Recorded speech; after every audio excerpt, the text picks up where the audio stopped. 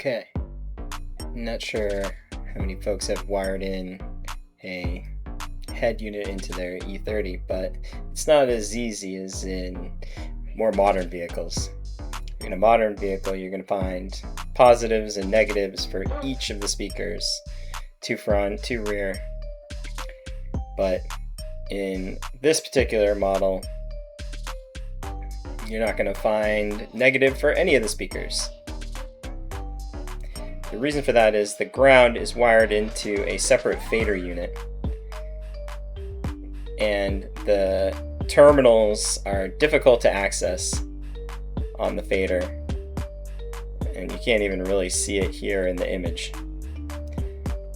So what do you do about that? Well, the simplest solution, maybe not the easiest, is to run all new speaker wire, front and rear, and bypass the existing wiring altogether. And so that's what I'm going to show you how to do in this video. So let's get started. You can start by unscrewing the cover here inside the glove box. This is going to give you access through the center console to get into the radio slot. You can see there, nice, plenty of room. Next, we're going to go down to the passenger side footwell and remove the kick panel. One Phillips head screw ought to do the trick, and it pulls out and down. There you can see the stock speaker. 3 more screws, and that will come right out.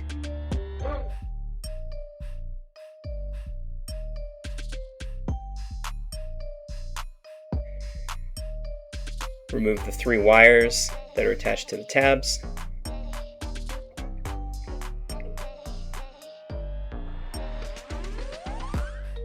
Made in West Germany. Now that you've got the kick panel off, you're going to pull out the carpet from the sill protector. This is going to allow you to run the wires from the front to the back. I chose to run them through the passenger side. You could use the driver's side as well. I don't think it matters too much. So in order to pull out the carpet properly, you're going to need to remove the brace for the rear seatbelt. You can see I'm struggling here, and then I decide to remove it. I believe it's one 17mm socket. Pull out the bolt, the brace comes out, and now you can remove the rest of the carpet.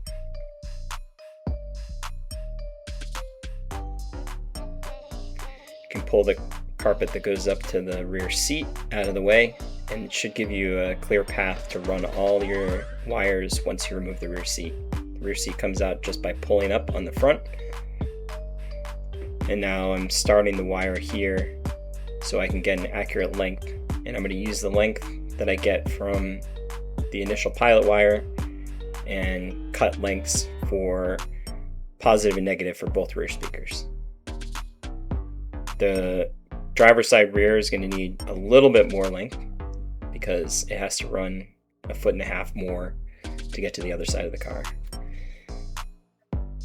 The rear seat back comes out with a single 10mm bolt that's on this tab that extends from the lower portion of the seat back, and then it lifts up and out. There's hooks on the top. So just push up until it lifts off the hook, and then you can pull it right out. Next, you're going to get out the deck panel. That pushes up.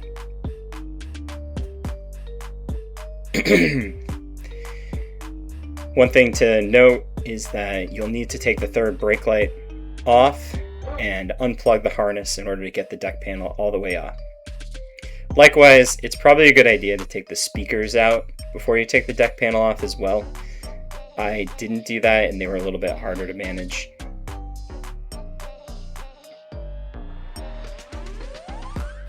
There you go. Deck panel off. And like I said, it would be easier to remove the speakers with the deck panel still installed, but I did it this way. At least this way, you can use a normal size screwdriver. If you take them out while the deck panel is installed, you'll need a very short, stubby Phillips head. 4 Phillips head screws, and they pop right out. Not shown here is unplugging the speaker wires from the back of the rear speakers. You can do that from the trunk, or you can just sort of pop up the panel and sneak them off. If they've been in there the entire life of the car, they're a little bit hard to get out, but a little wiggling and they'll pop right out. So here I am cutting the driver's side speaker wire to length, and then I'm going to pull that and create a negative wire that's the same length. Positive wire first, excuse me.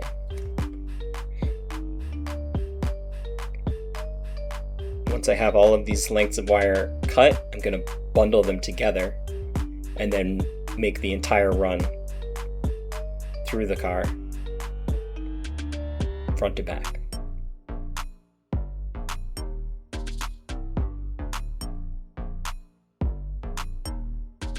Cutting the last wire there. Now I've got them all tied together. Make sure you keep your wires straight as to what wire goes to what speaker. That's going to be important later. I tied knots. Tape is probably a better idea.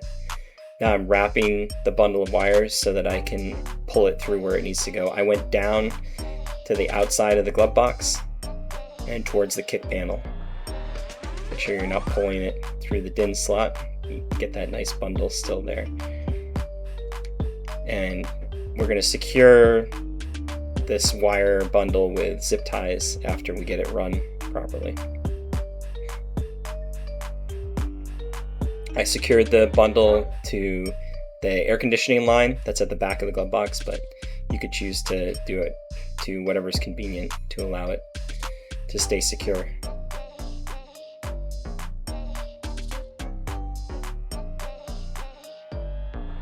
That zip tie was temporary, just to allow the wire bundle to go around the bend. Once we have it all in place and tucked in, we can move it around and secure it to other wires within the kick panel to make it a little cleaner. Now that the wires are all hidden under the carpet, we're going to tuck the carpet back in to the sill protector there. It takes a little work. Just take your time and work from one end to the other, and it will slip right back under without too much trouble.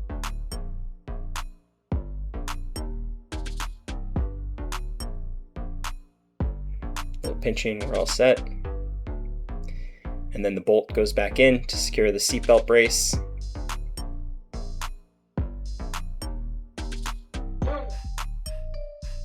Cap it, good to go. Now we're going to run the wires back up the seat back where the seat back goes. And I threaded them through the mounts here a little bit to make it a little bit of a cleaner installation.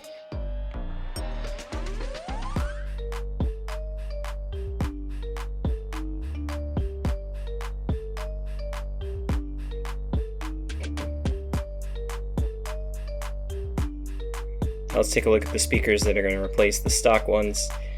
I just got whatever speakers I could find on clearance. There were two different models. Both of the speakers are 5 1/4 size. That's what the BMW E30 takes. I chose to put the 3-way speakers in the rear since they would not fit behind the kick panel in the front.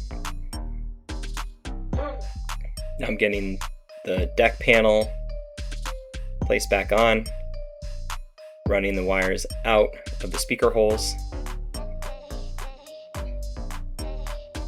removing that last stock speaker, and then you can secure the deck panel just by pressing down and it should snap back in.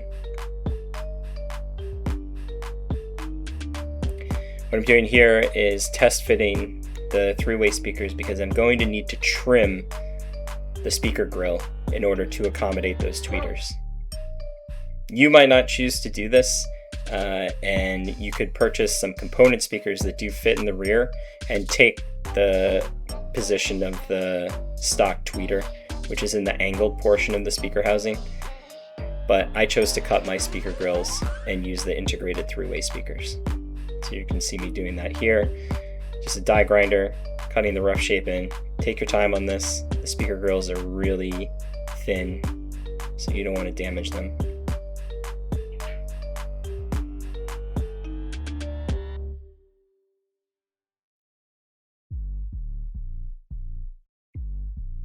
After I had what I thought was a decent fit, I went back to the car and I'm going to test fit it, just using a file to clean up the edges a little bit. It's difficult because the speaker grill has holes in it, so it's hard to get it clean and smooth.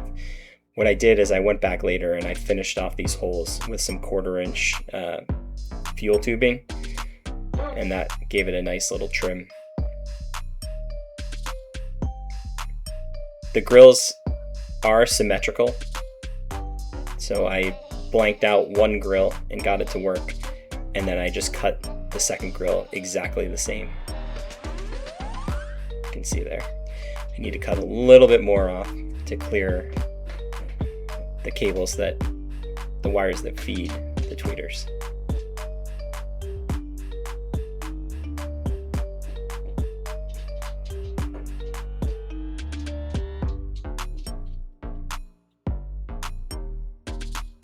Okay, now that that's done,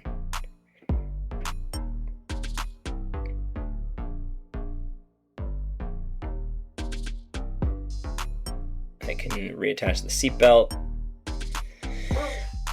trim, and I'm going to clip and terminate the wires there. The speakers themselves came with terminal ends, so I just used the terminal ends that came with the speakers, and I'm going to splice them to the speaker wire that I ran to the back. For splicing, I like to use U-channel butt connectors. They're very cheap, and once you get the tool for crimping, they go on super easy, and you get so many of them for not much money. I think that they're superior to the solderless butt connectors. You can really, before you shrink wrap them, you can really tell that you've got a positive connection there. And speaking of shrink tubing, don't forget to put your shrink tubing on before you crimp, otherwise you're going to have to cut that connection or redo it. So all those connections have been made. I can get the heat gun and shrink the tubing over the butt connector to make it nice and tidy. Here you can see I've got the existing speaker wires terminated and just put a bit of thicker shrink tubing on the end so that they don't short out anything, but I didn't remove the existing speaker wires.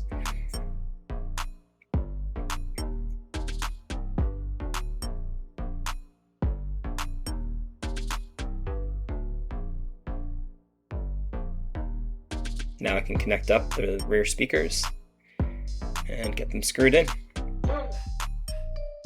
Like I said, you'll need a stubby screwdriver in order to screw in the speakers with the deck panel in place. And the cut grill goes on. Looks pretty tidy. Driver's side now, same thing.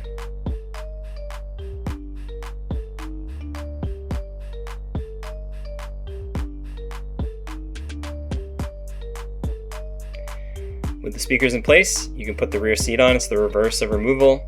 You start with it above and hook it over those connections at the top.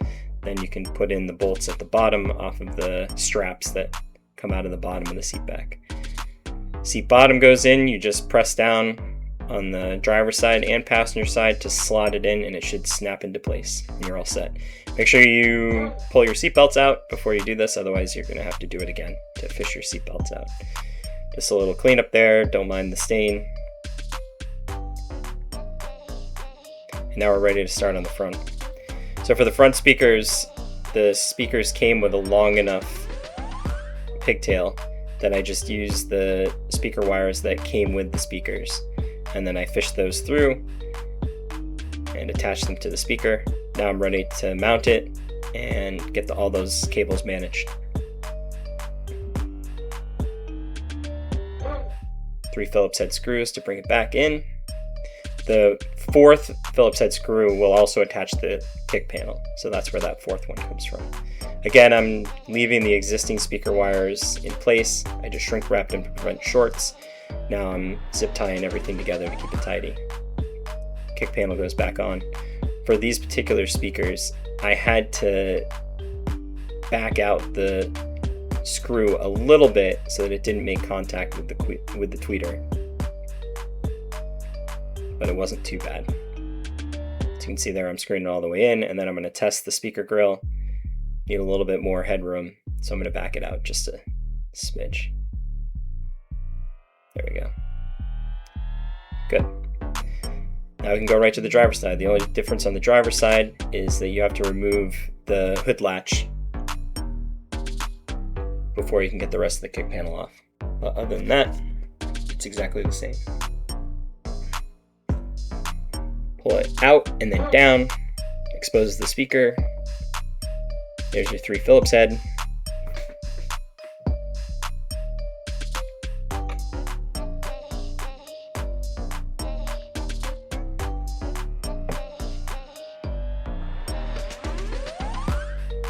Pull out the 3 wires. The 3rd wire goes to the tweeter, which is up in the door. And again, I've just left all that in place. Maybe sometime in the future, I'll replace the tweeters. Shrink tubing on the existing wires to prevent shorts. And then you connect up the speaker wires. Like I said, these are the pigtails that came with the speakers, so I don't need to do any splicing at this end. Reinstall the speaker. Good to go. I have to do a little finagling to get the flanges that are on the aftermarket speakers to fit, since they're not direct speaker holes. Once that's all done, to tuck everything in there, installation of the kick panel is the reverse of removal. Slide it up in, and then you can fit the tab into the trim around the door. Single Phillips head screw again, double check clearance. And after you've done that, you can reattach your hood latch.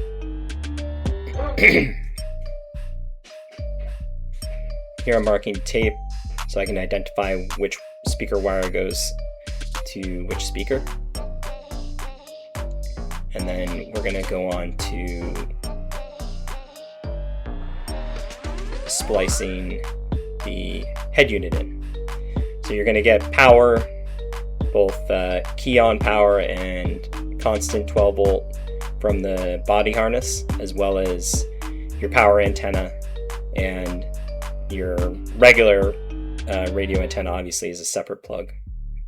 All of the other speaker wires not in use, I bundled together and terminated so they wouldn't short anything. Now I'm taking the speaker wires that I do need and I'm splicing the power actually on this one. There's the power wires, they're getting attached to the head unit harness. And after I finish that, I'll do the speaker wires to the head unit harness.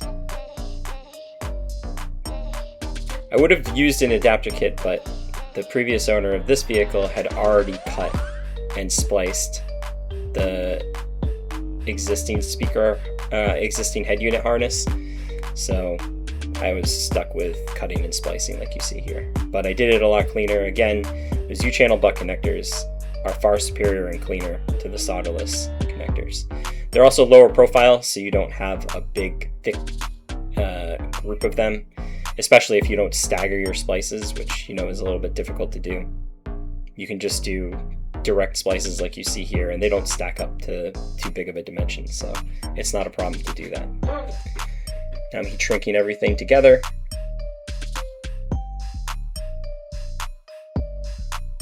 And it should be ready to go. Putting some of the trim in the center console back in place, and I can plug in the head unit. Before I install it in the dash, I have to do a little test, make sure it works. And I'm playing copyrighted music, so you'll just have to trust me that it works. Speakers are coming through, and I'm adjusting the fade and the balance to make sure that every single speaker is working and it's in the correct position.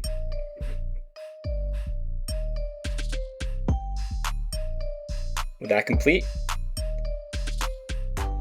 the head unit is ready to install into the slot.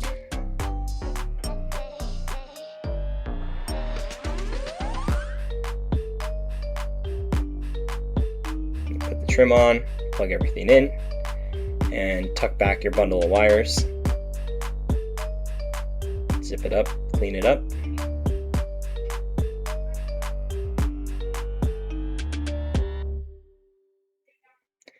And now you can just slip it right in there. Admittedly, it doesn't look exactly period correct, but the period correct head units are pretty pricey, so this was a little bit more of a budget build.